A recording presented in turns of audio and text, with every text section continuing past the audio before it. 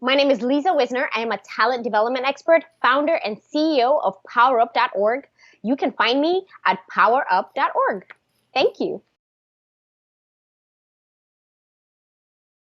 There's a new language that everyone needs to learn. We talk about learning French and Spanish and all these other languages. This is the number one language for this generation, I think. It's learning how to build algorithms, learning how to automate your life. No matter how much you try to oh, I'm going to be motivated to do this. I'm going to start my business and I'm going to be successful. If you do not have algorithms built into the how you're going to do that, essentially at some point, things are not going to work out and you're not going to be feeling like it. And so I believe the next superpower is people who can build algorithms in their lives, people who can automate, people who can take issues, right, failures, and fuel them up and become anti-fragile. Have you ever heard of that term, anti-fragile? No. Oh my goodness. It's about like when things go wrong, you go even harder, right? Like how do you make a diamond? Pressure. Yeah, pressure, right. It's pressure, right. So when the pressure's going, you get stronger. And so that's what I believe. 3 things. Discover who you are, model, and then automate. That's how I think you find success. So automation is, yes, it is seen as something that is the tech. It's like tech. It's like, oh, I want to automate the work I do. Right. But automation existed even when land was important, right? So in the 1700s, when everyone was cultivating land, they figured out a way where the seasons worked for the harvest. So you plant in this season and then you harvest in this season. It's the same thing.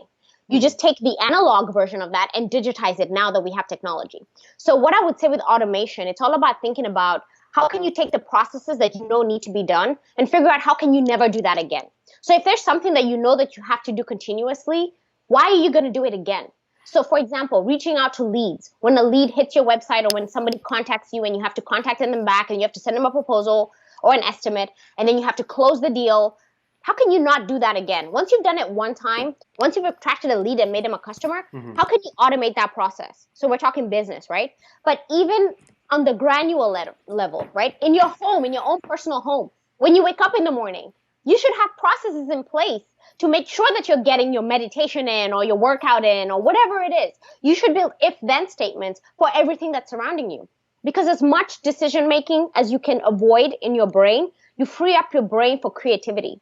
We think about creativity and we think, okay, how can I be more innovative? When do you have your best idea? I'm in the shower, I was on a run, or driving, I just woke up, I was driving, I just woke up. When your mind wasn't even thinking about whatever it is you're having an idea about. The point here is to remove all the mundane tasks from your life, from your business.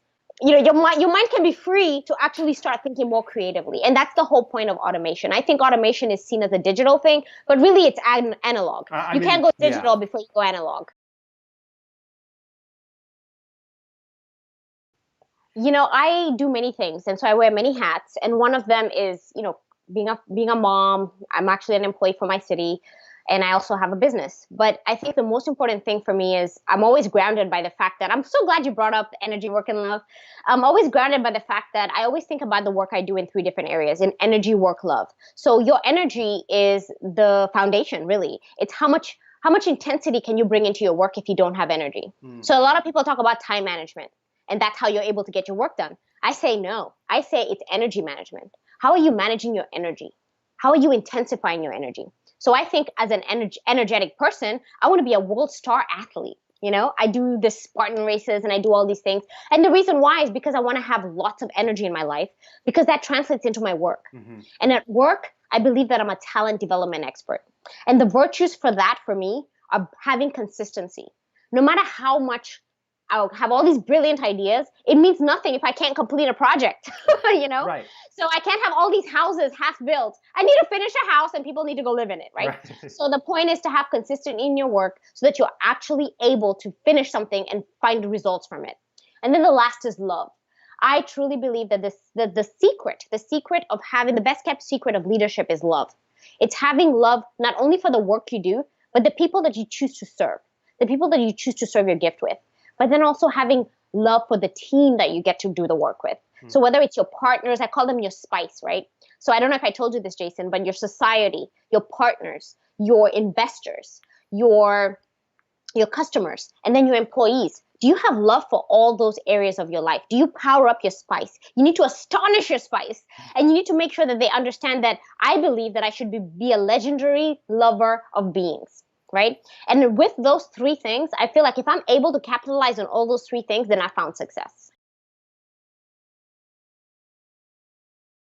You have to have confidence in who you are. And I think that is why the very first thing that I teach people anytime that I'm visiting is the talent code. You need to figure out what you stand for. Because very quickly you can find yourself in a situation where you feel like other people are better than you, but no one person is ever better than anyone else. We all have different strengths and we all have different qualities we bring to a situation.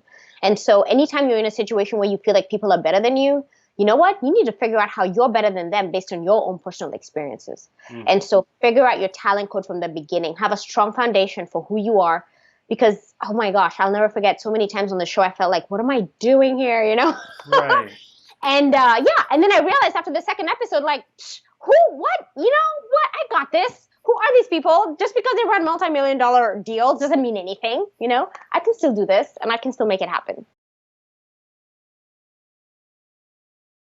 So one of the things that really challenges me sometimes when I'm visiting with people is the lead versus lag measures. Have you ever heard about that? Lead versus lag? Mm-hmm. No. Yeah. So, sometimes we measure our success by, oh, how many likes did I get on YouTube? Or how many likes did I get on my Facebook? Or how many customers came through the door? And we measure success by outward output. And if we don't get that success, we immediately translate that to we're not successful. But I will tell you that success is consistency. And the way you find your success is by figuring out what are your measures that are your pre-wins. Before the world actually sees the work you're doing, what can you do so that you're consistent in your work?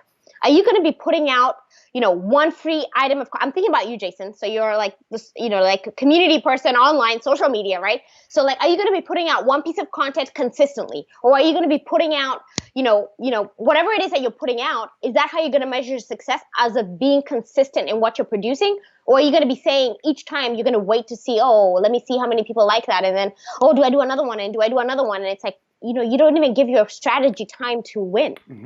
Right. So I think sometimes with the powering up of the work, it's about thinking about removing that outward success of people seeing you as successful and keeping consistent with the work that you need to do, staying focused on your mission.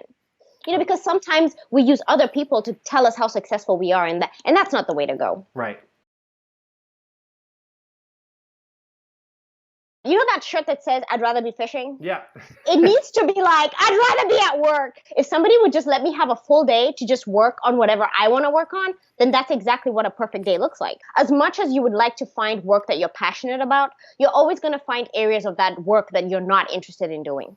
So I am a keynote speaker. I love public speaking and I love sharing my message. But there's parts of that business that I don't like. I don't like the administrative part where I have to send invoices and I have to negotiate and I have to book my travel and I have to do all those things. I have to order the workbooks that I do through Office Depot. There's so many things that I don't like doing, but those things have to be done for me to get on the stage and give my talks, which I love doing. Right. And so the point of powering up your work is for you to be able to think about what are the aspects of your life right now that you love doing and how can you fit that into something that makes you money.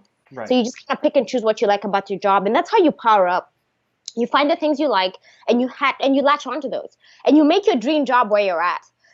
Sometimes it's hard to move from job to job. It's like, oh, I want my dream job, and it's gonna come, and I'm gonna get it, or I'm gonna get my business, and it's gonna be successful, and it doesn't happen like that. So the point here is to find the pieces of the work that you like doing and focus on those.